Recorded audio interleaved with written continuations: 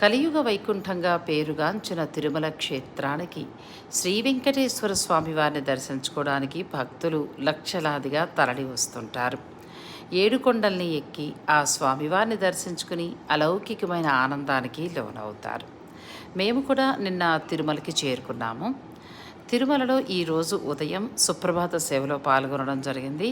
సుప్రభాత సేవలో స్వామివారిని దర్శించుకుని అలౌకికమైన ఆనందానికి లోనయ్యాం. తెల్లవారుజామున 3 గంటలకు వేద పండితులు ఆ సుప్రభాతాన్ని చదువుతుంటే వినటము అదంతా కూడా మాటల్లో వర్ణించలేమండి. చెప్పడం మర్చాను.